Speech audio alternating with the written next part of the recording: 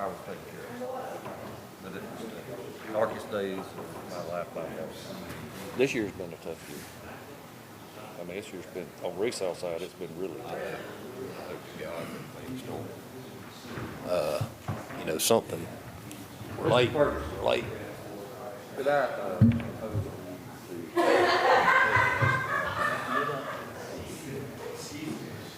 you ain't supposed to, I don't think you're supposed to, it's not proper. I'd have to ask your daddy, it's ethical. For me to make that's such a thing for everybody.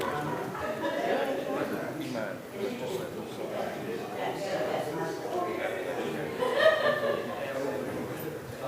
Thank you. Thank you, thank you. Josh. Well, let's get going. I got a volleyball game to go to. Well, Wesley's got dinner. Y'all ready? Yeah, we're ready. Oh, man. So is everybody, Tim Kemp the only one? Yeah, I think so. Is Tim coming? Good shape. How you doing? Good. How are you? He had hip replacement surgery, she said. Coach Kemp. Yeah. Yeah.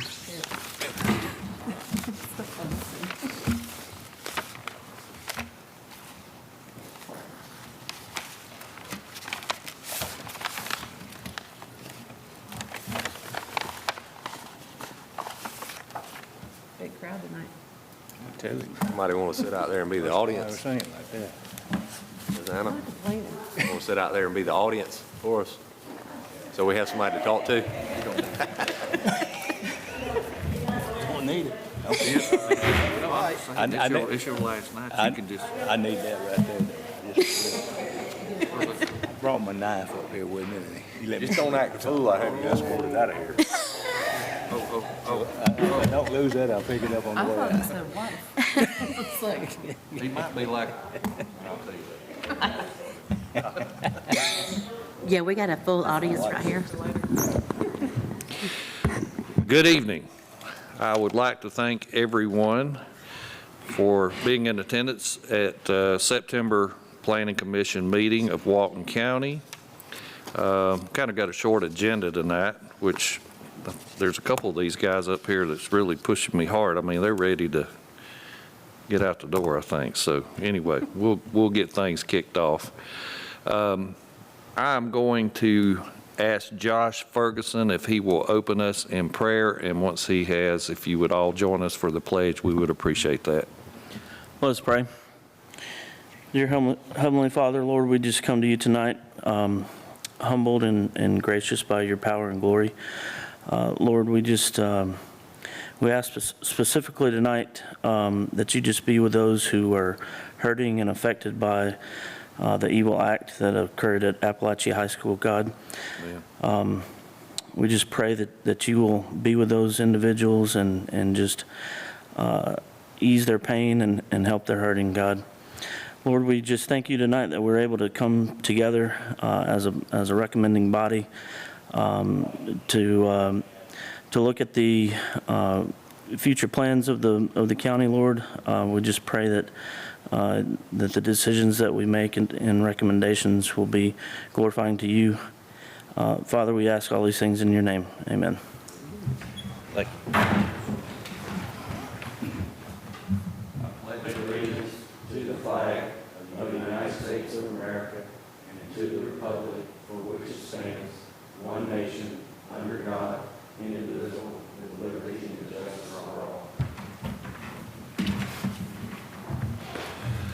All right, thank you so very much. I think there's a couple little items I can omit, being with the agenda that we have for the evening, but with our roll call, I would like to show that all members are present with the exception of Tim Kemp, who had hip replacement surgery. So let's all keep him in our prayers for hopefully a speedy and successful recovery from that. Also,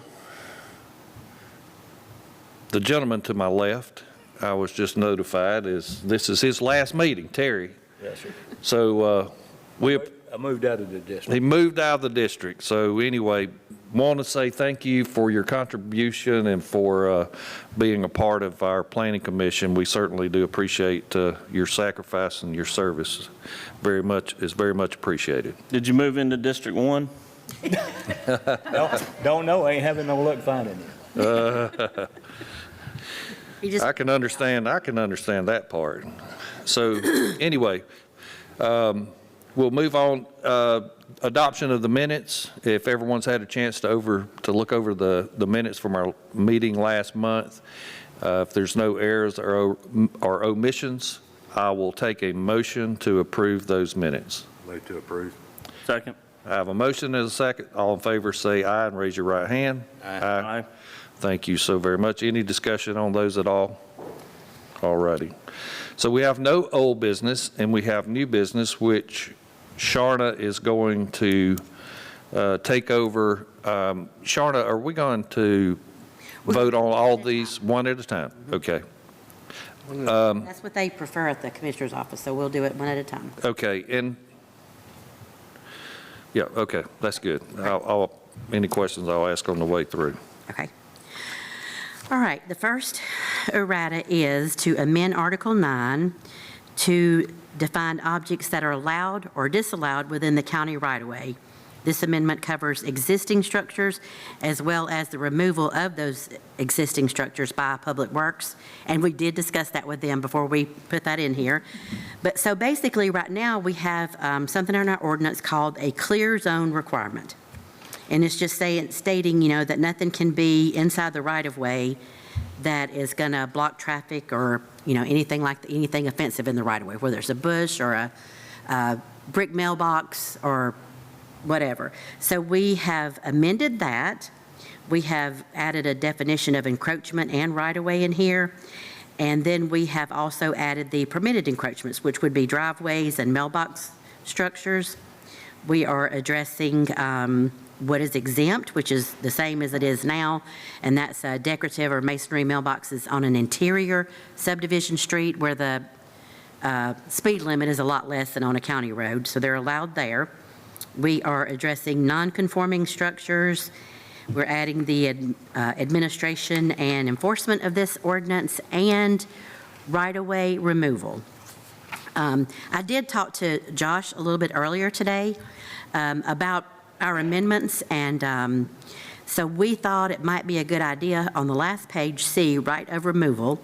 It states on here that Public Works has the authority to remove any encroachment or obstruction in the right-of-way without notice.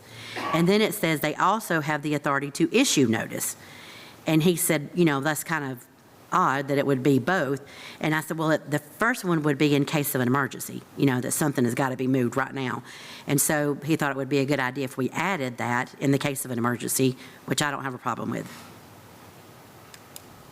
So on that one, if anybody has any questions, I will try my best to answer them. And if not, we'll just vote on this first one.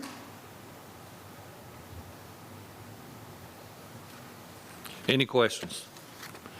No questions. So for errata 1, I will take a motion to approve that as submitted. Recommendation for approval with the change as outlined by the director. So I have a second. All in favor say aye and raise your right hand. Aye. Aye. All righty.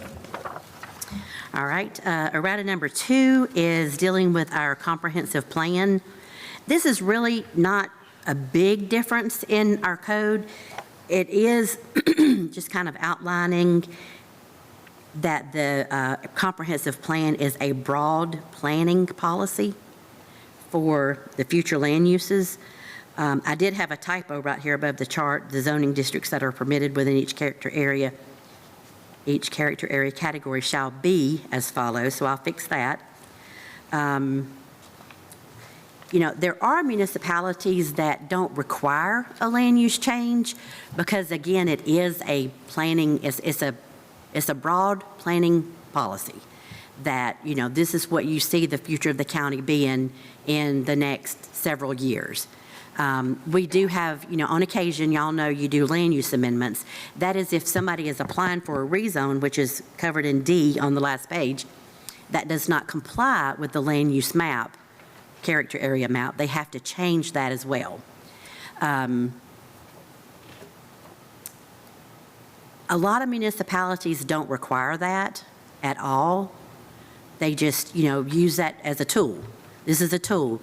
This area is known for, this area is set aside for suburban, or this area is set aside for highway corridor, and that's just a matter of preference. If y'all wanted to recommend that, or if you want to leave it like it is, where they do have to apply for a land use change, that'd be strictly up to you guys recommending and then the board. I do not see the need to ask for the land use change just simply to apply for the zoning. That would be my opinion. Yeah. And a lot of times sometimes it causes more confusion, because as a citizen, if you see this as, well, like we had the one subdivision that you guys looked at last month on Highway 138. Highway 138 was designated as a highway corridor. But, we had someone come in and wanted to do a subdivision development on Highway 138. So they had to apply to change the land use as well. We've done it that way for quite a long time. We haven't done it that way for 29 years, because we haven't always done it since I've been here, but in the last several years we have. I think by removing it, really it serves two purposes. Number one, I don't see that it's beneficial for us to have to consider it. But the second thing is sometimes because our comprehensive plans are public, that this says broad spectrum. In other words, we can consider anything in any given land use district. Right. But there is times when someone says, well, this is in certain, you shouldn't even be, well, no, our plan says we can consider it. Right. But if we don't have that as something hanging over our head, I guess I should say, I feel like that really eliminates also some of the static on some of the cases for us, if that makes sense. It does, it makes sense, and it can be looked at both ways. I could argue it both ways, Right. But it's just a matter of preference to what. Anybody else got an opinion on that? I do. Okay, Josh. I think it's cumbersome. You think what now? I think it's cumbersome. I think it's a paper exercise. I don't think it's needed. The comprehensive plan is a planning tool, a planning document that the county uses to direct the future land use, but there's not I don't think there should be a requirement just to change an area just based on a request for rezoning. Anybody else? So I would like to make a motion that the terms of the errata that are submitted to us for changes be adopted, along with that we will not need, nor should there be an application submitted for a land use change. We only would just like to see the zoning request, if And we'll take if that that as language could be, yeah, If somebody makes a motion to approve it as written, except to remove D. right, Was that your motion? yes. I second it. Do I have a second? All in favor, say aye and raise your right hand. Aye. Anyone opposed? All right. Okay, errata number 3 is dealing with our open space, and this is to amend the code to change the open space regulations. The purpose of this amendment is to remove the requirement that no more than 50% of the open space be in land that is located in a floodplain, wetland, utility easement, slopes greater than 25%, or other non-buildable land. This is being proposed to protect environmentally sensitive areas. It no way discourages a developer from putting amenities in open space, because they wouldn't be able to put it in that area anyway. You would only be putting floodplain in somebody's yard. Having floodplain, to me, I'm proposing this from the department because every month we hear about protecting wetlands, groundwater recharge areas, floodplain, and this would help us to do that. It would help us to protect those areas. Agreed. Okay. I have a comment on that. I think that the benefit to an OSC zoning is already that you get smaller lot sizes, and it's encouraged to set aside property as open space. I think it's giving the developer a pass if you allow the entire undevelopable land as open space, meeting the open space requirement. So I think it should be, instead of only allowing 50% as meeting the requirement, I would propose that the language state that only 50% of the undevelopable land on the site can be counted towards open space. Or we could reduce the number. That might be easier. You know, currently the code says not more than 50% of the required open space, which is 25%. So you have to set aside 25% as open space regardless. Half of that has to be buildable land. So we could reduce that number, you know, to 25%, which would, I think, get the same, but it would just be easier for us to. So, and the other thing, Josh, like the comment on smaller lots.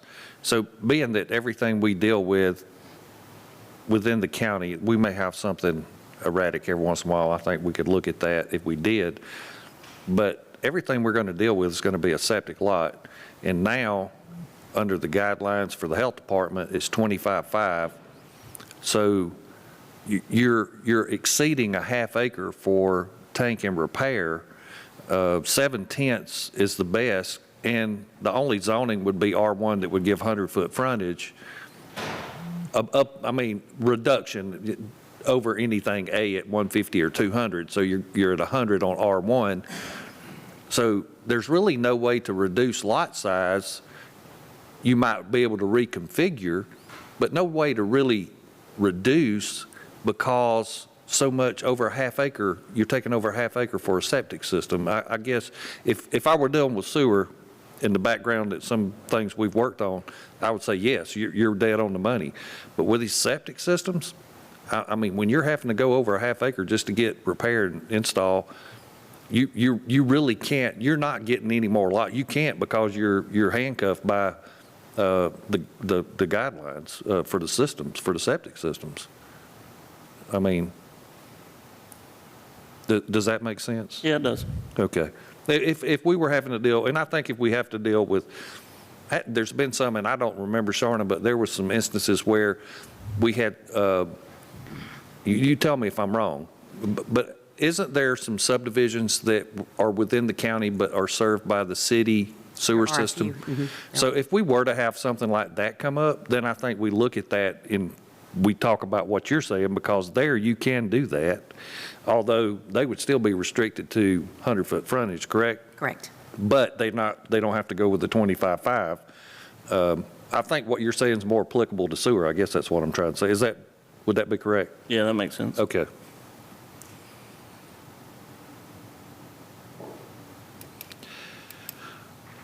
So that, Sharna, is one within itself, 3? Yes. Okay. I have a motion for number 3. Can I get a motion for number 3? Before we Oh. go to the motion, there's some discussion topics on that sheet. Okay, and the reason I didn't mention them is because I think it actually belongs on errata number 4 Okay, instead of 3. okay. I think I need to take that off of 3 and put it on 4. Okay. Sorry, Josh. Didn't see that. Okay, so we'll just vote on 3 as under what we just had our discussion. Is that fair? Yes. Can I get a motion on errata number 3? Make a motion to approve item number 3. I second it. I have a motion and a second. All in favor, raise your right hand and say aye. Aye. Any opposed? All righty. Okay, errata number 4 is to amend section 4, this is dealing with open space as well, to delete paragraph 2 due to a conflict with county, it should say county guidelines for buffers, which are 75 foot, and in areas that have watershed protection area, the buffers are increased to 150. And then I'm changing the second paragraph, removing the word transitional, buffer, transitional, the word transitional from buffer, because a transitional buffer is normally a buffer between commercial and residential type uses. So what we're trying to do on number 2, the 100-foot buffer. So there's a 100-foot non-buildable buffer that's required along the road frontage to screen houses from the public road. And then currently, the ordinance says there's a 50-foot transitional buffer required around the perimeter. All right, so I'm just proposing that we change this to a 50-foot buffer is required around the perimeter, except where property abuts another subdivision. Within these buffers, the natural topography of the land should be preserved, and existing growth shall not be disturbed except where necessary to remove dead or diseased trees and undergrowth, to enhance the buffer with additional landscaping, to prevent erosion control, to prevent or control erosion, for the repair of septic and drain lines. Another discussion that Josh and I had today is that it could be a good idea to add or utility encroachments, and that if grading is required within that buffer area, a site plan be provided to our department to show what they're going to disturb and how they're going to replace that as a vegetative buffer, you know. So the discussion on the last one was, we had a builders meeting on Monday night, and we talked about maybe taking that 50-foot buffer and changing it to open space, require open space around the perimeter, maybe not 50 foot, because that would take away from lots as well. Right now, the reason I added all this other verbiage is because a citizen, when they hear that there's a buffer along a subdivision, then in their mind, that person cannot get in that 50-foot period at all. Well, that's not really what it's intended for. It's intended to, you know, provide a separation, but, you know, a person should be able to go in there and clear up the grub on that on that buffer area.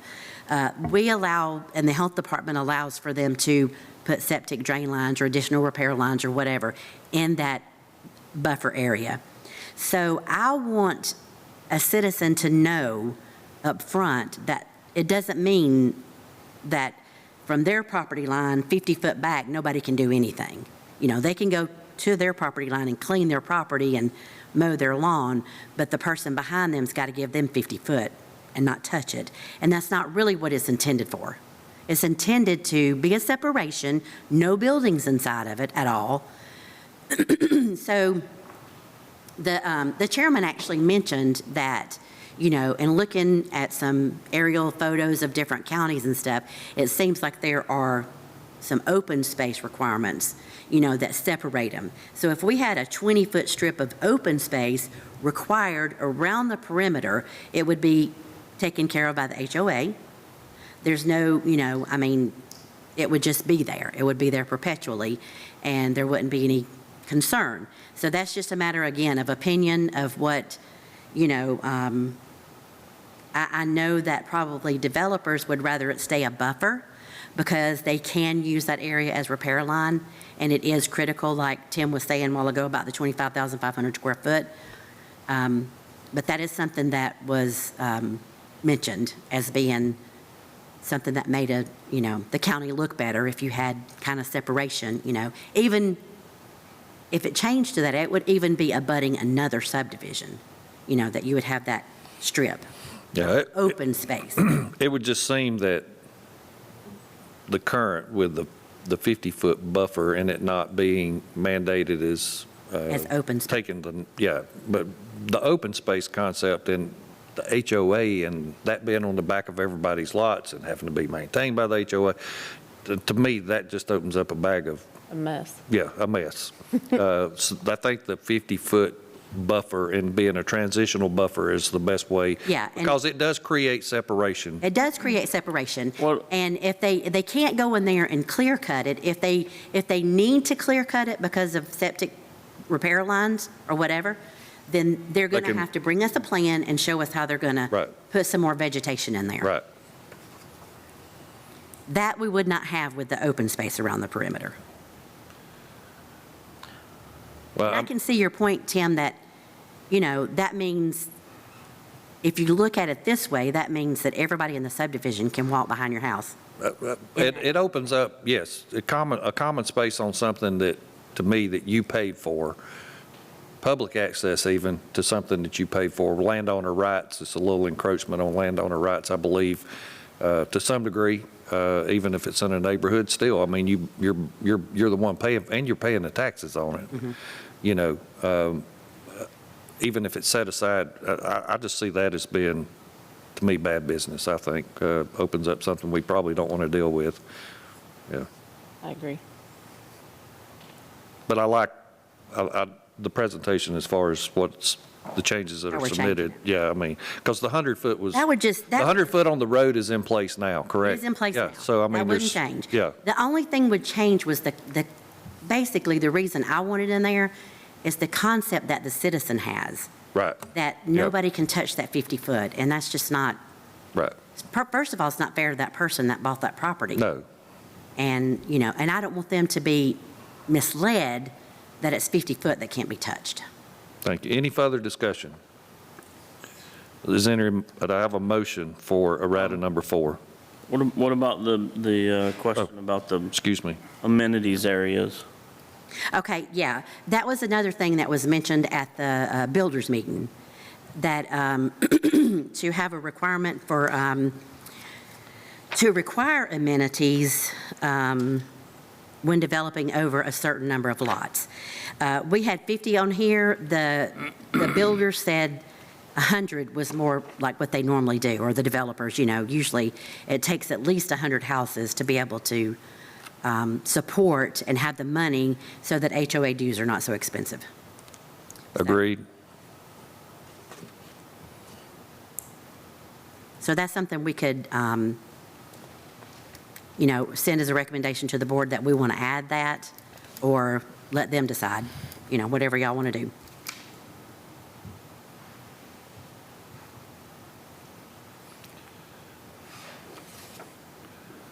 Any discussion, further discussion? I'll take a motion for errata number 4. I make a motion for approval as submitted with the language added regarding amenity areas with 100 lots. I second. All in favor, say aye. Aye. Raise your right hand. Any opposed? All right. Okay. We are on number 5. Okay, and this is an amendment to our litter ordinance. We're changing the definition of litter, adding a definition of egregious litter, rubbish and trash, and then we are adding some information about egregious dumping and for burn structures.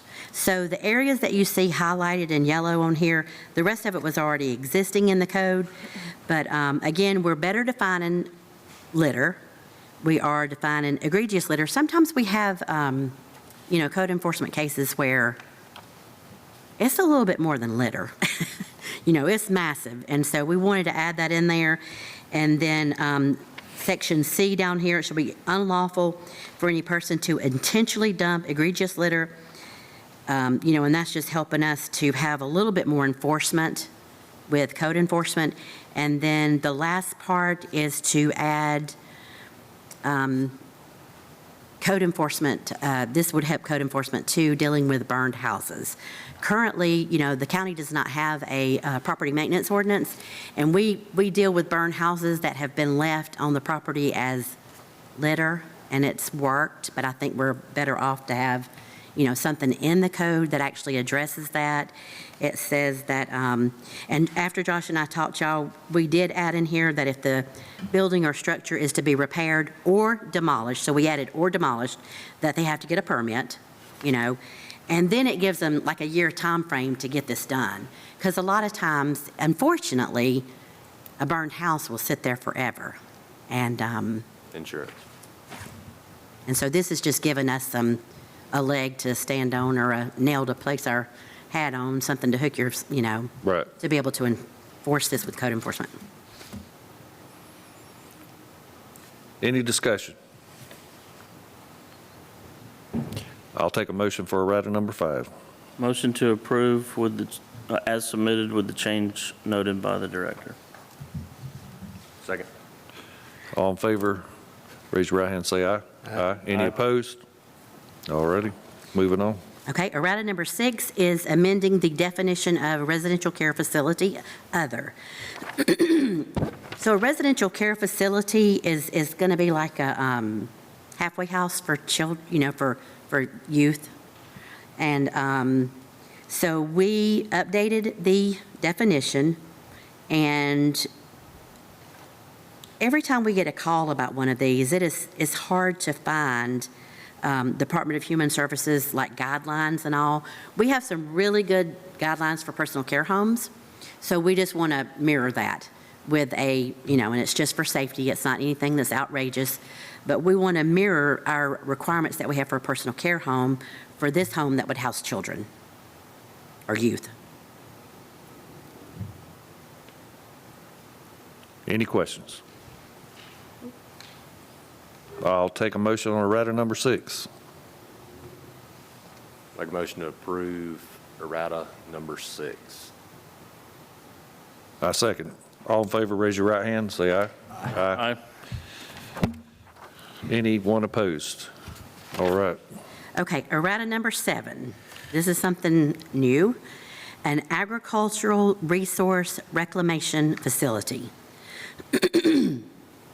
This is a waste reformation facility in which agricultural or other organic waste, including food waste, is collected, processed, and converted into sources of energy and agriculturally beneficial materials, such as liquid fertilizer, soil amendment, and/or animal bedding, using the process of anaerobic co-digestion. I don't know if any of y'all looked that up, but it's something that is done in other places in the United States, where they do take like food waste and then animal waste, and they put it in this digester. And we do have a person that wants to do this, so that's why they presented this to me. This is not mine. I did not create this, but I'm representing it, as an option if the board chose to do it. But where they want to do it at, they would be able to hook straight to natural gas. So the gas would go straight into a natural gas system, and the particles that remain would be used for fertilizer and stuff like that. There's setbacks on here, whether they're, I don't know what this, Did they present the language? yes. Oh. Yes, they did. So- And the attorney that sent this to me, and his, the person that he's working for, they came into the office, and that wants to do this in the county. And, we don't have anything like that. So that's why they gave us an amendment to propose to the board, should the board want to add this into our ordinance as a permitted use. It would be a conditional use in the A, not A1 and A2, but A zoning. The A zoning is like commercial, agriculture, chicken houses, things that need to be separated, and that would be a conditional use in A. That would come before y'all for a rezone if we had it.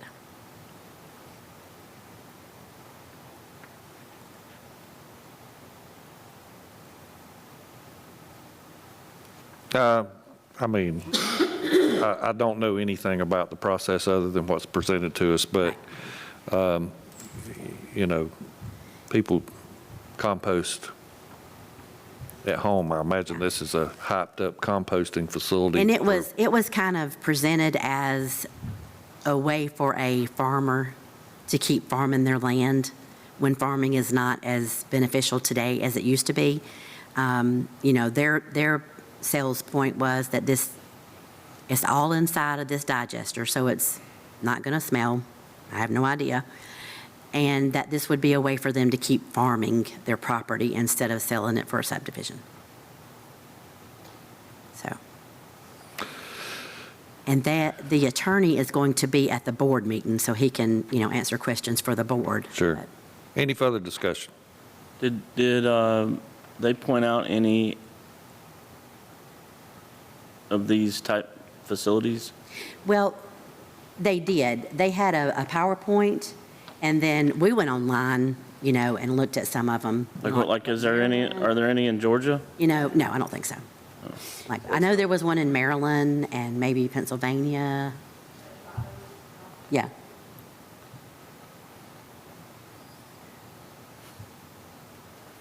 I don't know if we want to be the first. I mean, to me, something like this should probably be in a industrial area or some sort, maybe classified like a transfer station or a And that kind of makes A sense. solid waste facility. Yeah, and that, I understand, residential area. yeah.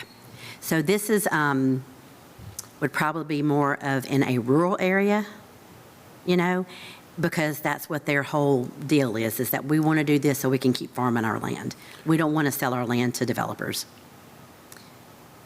That's just, Well, I don't think it's anything that's going to be, at least I would not initially think that it would be something, and I still keep a little hand on the farm side, that's going to be something that's going to be appealing to a large margin of people. right.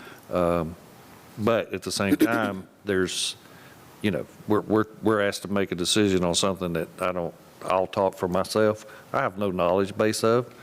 So it's very hard for me to make a decision on, I would almost be more comfortable in a motion that there be further due diligence done regarding these facilities. as opposed- Probably, and one thing that we could do is forward it to the board without a recommendation. Okay, And that way, it gives that, the attorney was out of town tonight, so he wasn't here, going to be here to describe this. That's up to y'all. If you want to wait and if you want to table it and let him come back and, next month and explain it, that's totally up to you guys, or you can forward it without. Does our ordinance have a provision for uses that are not listed? They're not listed, they are prohibited. Okay. so with that being said, any further discussion on this errata? If not, I'll ask for a motion. I make a motion, we send it to the Board of Commissioners without any recommendation. Second. I have a second. All in favor, raise your right hand and say aye. Aye. Aye. Okay, errata number 8 is an easy one. That is, we're correcting a definition of automotive major repair and maintenance. Currently, it says that this is a site used for the repair of automobiles, non-commercial trucks, farm equipment, well, non-commercial trucks. So we're taking out the non, so that it doesn't, because there's no place to work on commercial trucks if we don't have this. So commercial trucks, farm equipment, and construction equipment. And the second part of this is, right now, we don't have a definition of an opaque fence. We have a lot of requirements for opaque fences in the ordinance, but no definition. And so this is adding a definition for opaque fence. Any discussion? I'll take a motion on errata 8. Make a motion to approve errata 8. A second. Have a motion and a second. All in favor, raise your right hand and say aye. Aye. Any opposed? All right, errata 9. Okay, errata number 9 is an amendment to Section 6 for outdoor storage of commercial vehicles.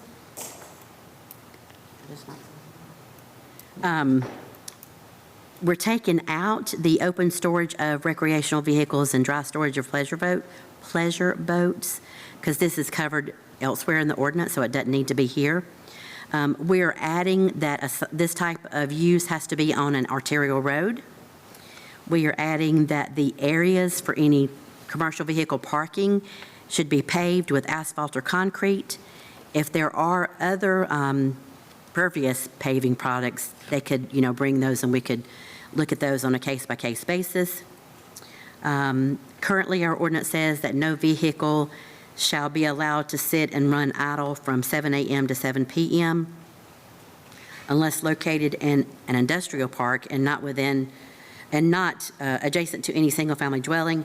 If y'all remember, we looked at this one before, but it was one of those erratas that all of them got denied. I think you meant PM to AM, right? Overnight, Yes. yeah. Thank you. Yes, thank you. And then we're also adding some verbiage about grandfathered in places.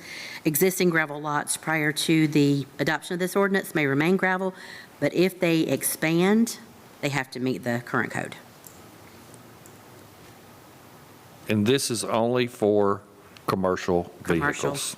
Storage of commercial vehicles. Got you. Any discussion? I'll take a motion on errata 9. Make a motion to approve errata 9. Second. Have a motion and a second. All in favor, raise your right hand, say aye. Aye. Aye. All right. Okay, No, errata. no one in opposition. All right, good. Errata 10. Sorry. Errata number 10 is an amendment to Section 7. This is to add regulations to prohibit parking in certain areas. We're adding this to Article 7, which is where we have, parking of certain vehicles, and we want to add parking prohibited in certain places. No person shall, park their vehicle or let it sit except where necessary to avoid conflict with other traffic or in compliance with the law or the direction of law enforcement or traffic control device at any place prohibited by ordinance and indicated by official signs or markings like no parking. No person shall stop, stand, or park a vehicle at any location specifically designated by the Board of Commissioners. This is an issue that we've had again with code enforcement, with people. There was one particular area of the county where we had transfer trucks parking on the side of the road, which, is very dangerous. And we didn't have an ordinance that we could write them up under. So this gives us some enforcement to be able to get them to remove those vehicles out of the right-of-way. Any discussion? I'll take a motion on errata 10. Motion to approve as submitted. Second. I have a motion and a second. All in favor, raise your right hand, say aye. Aye. Aye. Any opposed? All righty. Moving on. Okay, errata 11. Oops. So the ordinance currently has airstrip private, but it basically it's not dealing with private, like landings or helipads or anything like that. So we have redone this ordinance completely. And I did have someone in the,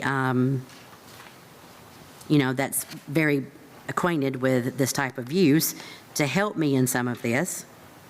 So some of the changes that you see on here that are X'd out are from discussions with a local pilot. This is just something for the board to consider to change.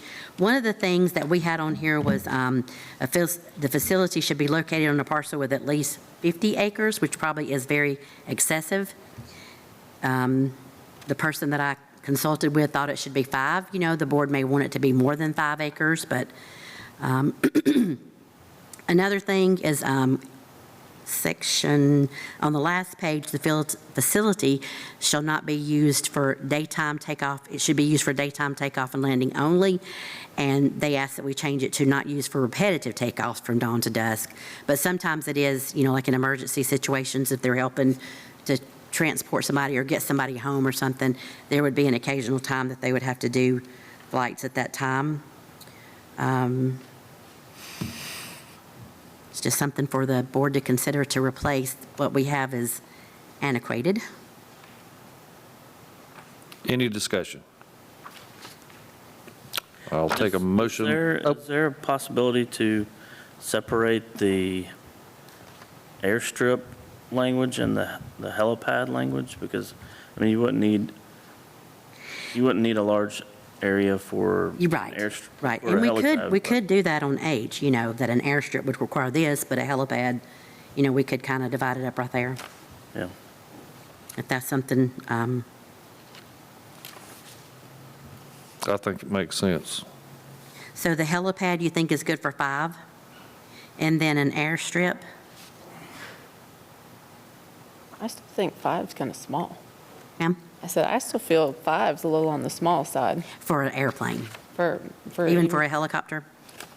I mean, are you figuring that's including their residents and everything? If it's, Well, no, it's just for the helipad, it's just for the, it's just for the just for the helipad pad, part, yeah. not including, okay. Right. Like- and I think I may change, I may That was my add one into the, question. the title airstrip, comma, helipad, private, so that they're both on there. So y'all just need to make a motion if you want to amend H to, you know, the helipad acreage and the airplane acreage. All right. I will, at this time, take a motion for errata 11. I'll make a motion to approve as submitted with the change to H that separates the helipad and airstrip size requirements, 5 acres for the helipad and 50 acres for the airstrip. Do I have a second? Second. Second. All in favor, raise your right hand, say aye. Aye. Any opposed? All right, number 12. Okay, errata number 12. This is to add a new section in Section 1. I got to get used to saying section instead of article. We moved our code to Municode, and now they're not articles, they are sections. But this is to add a new Section 170 to establish zoning for de-annexed property. And then, of course, renumber the remaining areas. But this is just to, I'll just read it. Any developed property which has been de-annexed from any municipality or other county will be subject to the nearest compatible zoning district in which that use is permitted. However, if a compatible zoning cannot be determined, or at the direction of the Board of Commissioners, the property shall be zoned to A1 until a public hearing can be held to establish the appropriate zoning classification. An undeveloped property that has been de-annexed into the county would be zoned A1. And then any nonconforming use of a property that would be de-annexed and brought into the county may continue to operate for a period of no more than 5 years. You know, this is just something that we felt was necessary. The way the annexation, de-annexation process works is, you know, they start with a city or another county. Normally it's a city.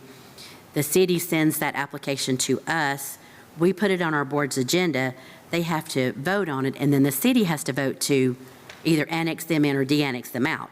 Well, if they're de-annexed out, then they're sitting there without zoning until we're able to get them in here for a rezone. So this will just automatically place zoning on there. And to have a piece of property without zoning is not very safe. No. Any other discussion? Okay, motion on errata 12. Make a motion to approve errata 12. Second. Second. All in favor, say aye. Raise your right hand. Aye. All right, no opposed.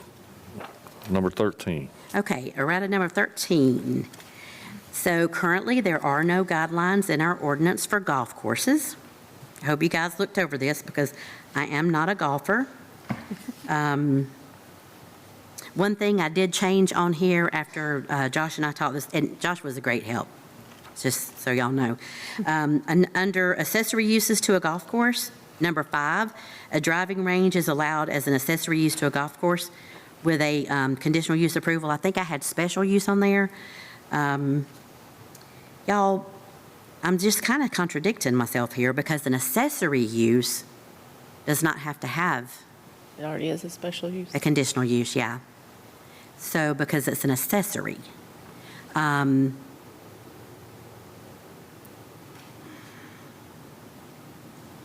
mean, isn't typically a golf course going to have a driving range? Yeah, Yeah. it would mean that they could have a driving Right. range, yeah. You could just think- end, you could just end 5 at golf course.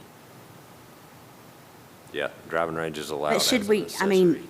so the reason I think that I wanted it to be a conditional use because, no,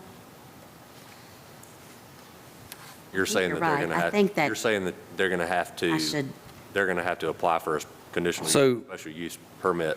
yeah, either, To get it's one or driving the range other. as It should well. either be an accessory or a conditional use. We need to fix that, whichever. Accessory. But they're going to have to come for us, they're going to have to come before us with a site plan, period, right? Yes, Yeah. So their driving range should be considered in the site plan. Right. So I don't know why we even need 5, period. trust me, we need What if, that. what if, We need 5. does this contemplate a standalone driving range? Okay, that is covered elsewhere. is That would be, yeah, Okay. yeah. This is just interior to a golf course. So Sharna, would you really, like, quickly explain to me why? Why we need it? Yeah, please. Code enforcement history Okay. for a driving range to be allowed in an existing golf course. Right, but, The driving range was not originally designed as part of the golf course. Correct. and they added And it. they added it. Yes. Removed a hole, added a driving range. So this is just to make it an accessory So- use. But, let's see. So could we add something that says, to the end of that would say something like, unless presented as part of original site plan request? Yes. And actually, y'all, I worked on these for a long, long time. I know. Okay, hold You on. did a good job. You know what? Okay, let's see. I think I need to add the wording that a site plan must be submitted, because I don't see that on here. So, at the top, golf courses are subject to the following requirements.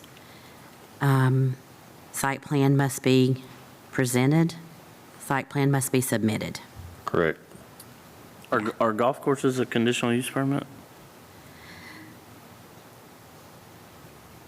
Or are they allowed by right as a, We need to do that too. We need to And say I- where they're allowed at. So I would say in the, probably in all the zonings as a conditional use. Instead of making a driving range a conditional use, any place you want to do a golf course, it would be, what do y'all think, a conditional use or just allowed in certain zonings? I mean, by right in a commercial area, but if it was in a, because most of the time, I mean, most of the golf courses that we have in the county are incorporated into a development. So Right, they're but- approved like that. But It they're was a- much, just, I'm going to, because I can only speak about where I really know something, say Providence Club. Yes, It's incorporated into the development. right, But the course itself, it's private ownership, has nothing to do with the community. correct. But So- it was still approved as a part of that development. It was. So if I'm doing Planned a as part of it. Yes, standalone it golf was. course, then I need to, have the zoning districts that it's allowed in, and whether it's by right or conditional use. I'm Agreed. not certain that situation's ever going to come up, It may not. but I mean, you gotta have so many acres to do Yeah. it. You want to do, and I guess we could consider this to be under the recreational, follow the guidelines of the recreational uses, which requires a site plan be submitted. And it's permitted in A and A1 and A2, and, we can do that. I'll add that to it then, y'all, to make this comply with the guidelines of a outdoor recreation. outdoor recreation. Sure.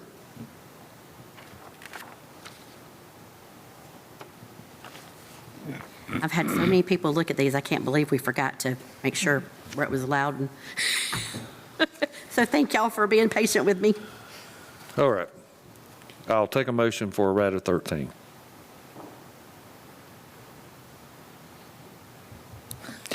I make a motion for the adoption of errata 13 with the comments added by the director during our discussion. Second. Second.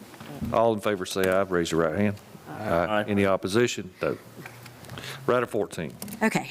Errata 14 is to amend guidelines for fences and retaining walls. Currently, fences and retaining walls are in Article 10 of our ordinance, which is development, and we really don't have any guidelines other than that.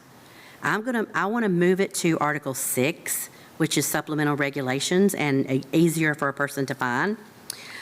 We are adding some guidelines, and these are just, the exceptions about the height, if it's, within a sporting complex or whatever, subdivision features. We're also adding fence design standards for lots that are 1 acre and then 2 acres used for agricultural purposes. Electric and barbed wire fences prohibited except on lots which meets the minimum requirements for raising and keeping of livestock or industrial zone property. And then also, we're defining the materials that a fence can not be made out of or should be made out of. And then right now, we have guidelines in here that are not highlighted for a retaining wall, but we don't have any guidelines that tell us if a wall exceeds a certain, like 4 foot. And within 10 foot of a property line, then they've got to follow these standards. If you just got a little landscaping wall, that's not, but if it's 4 feet in height and within 10 feet of a property line, then we're going to, get you to follow the guidelines that are already in our ordinance.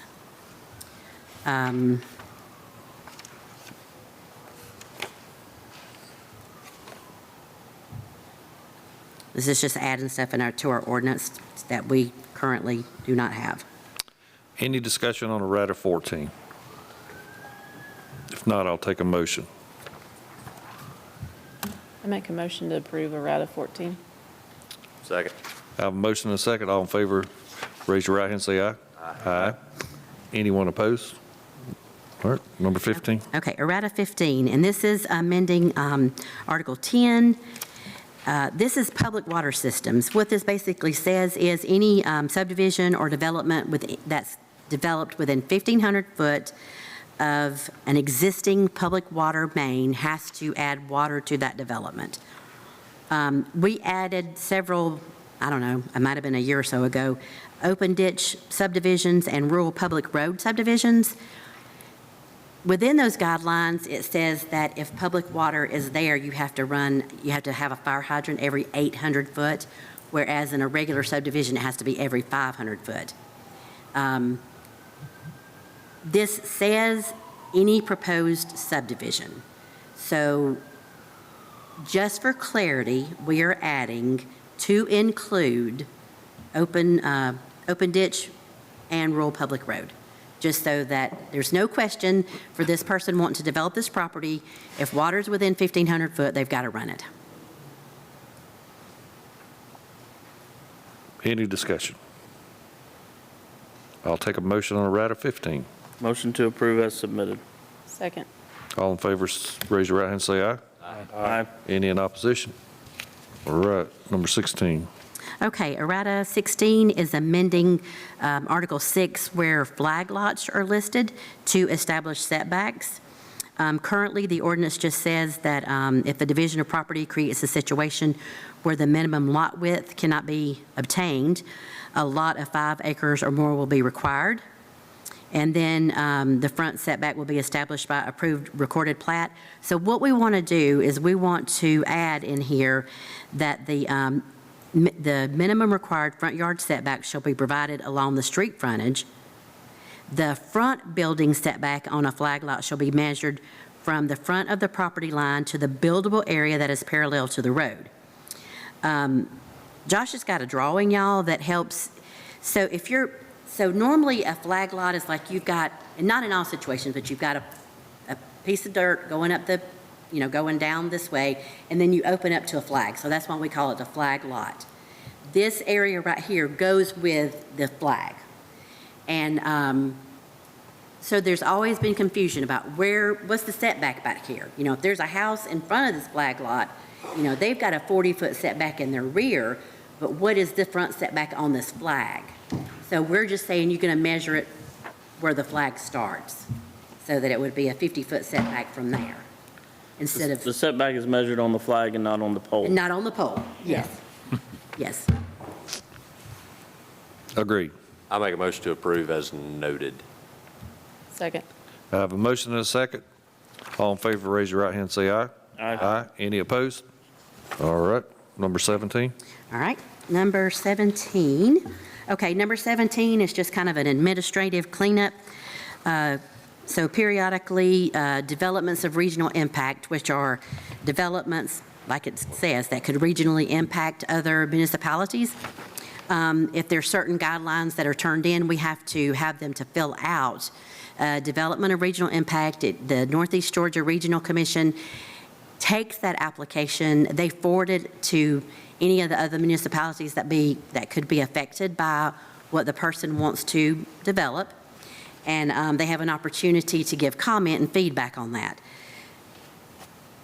I'm adding on here, in accordance with Georgia Department of Community Affairs, Chapter 110-12-3, so that if it does change, you know, then I'm still current.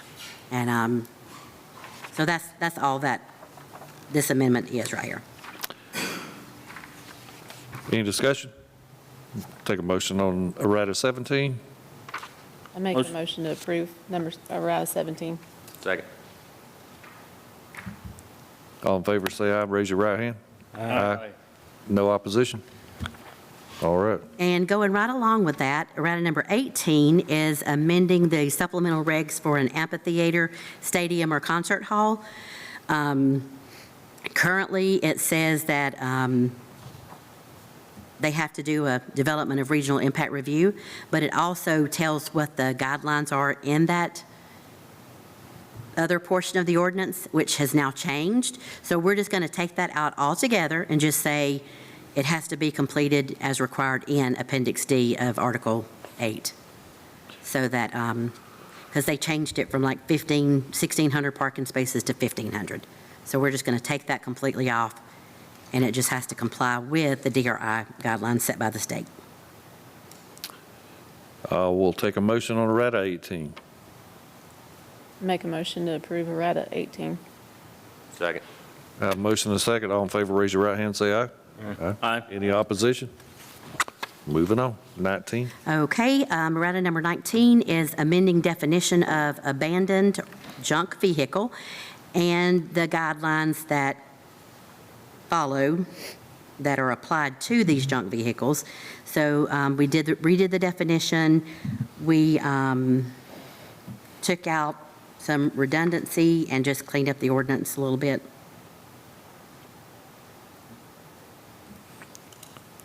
Any discussion on errata 19? I would like to discuss the removal of the word "or" after discarded in the first paragraph. And then, that's in the definition paragraph.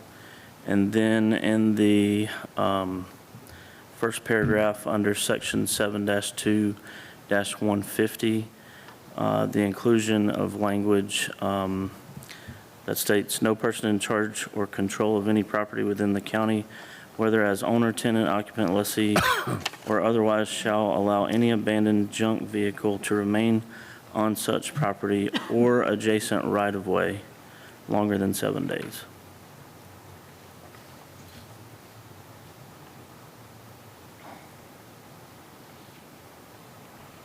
Any discussion on Joshua's recommendation or suggestion at this point? I make a motion to approve as noted by Josh. Second. I have a motion and a second. All in favor, raise your right hand and say aye. Aye. Sharon, I got one quick question before we move from 19.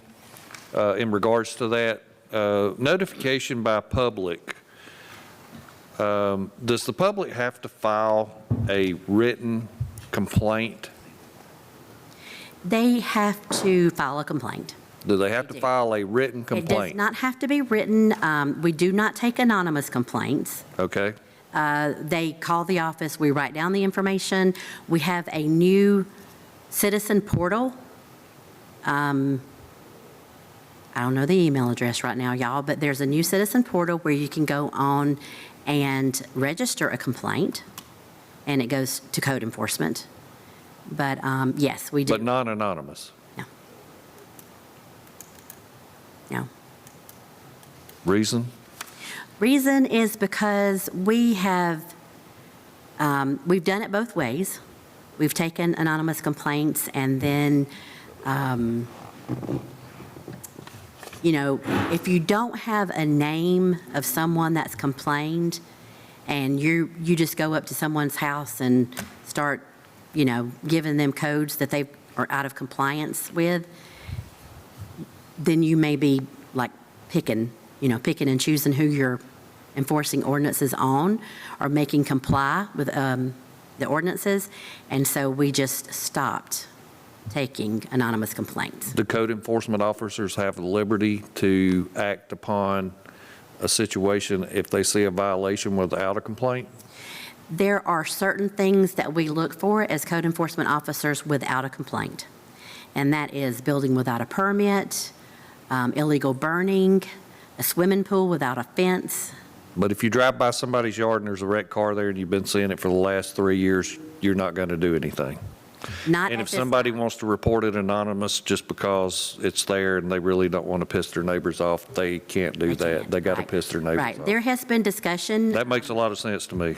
Yeah, there's been discussion about taking certain areas of the county Next door. and starting to, you know, enforce, like junk cars being the number one thing, or tall grass, you know, that you would do. But currently, that's not, you know, we're not in doing that just yet. Thank you. You're welcome. Errata number 20. Okay, errata number 20 is a administrative cleanup.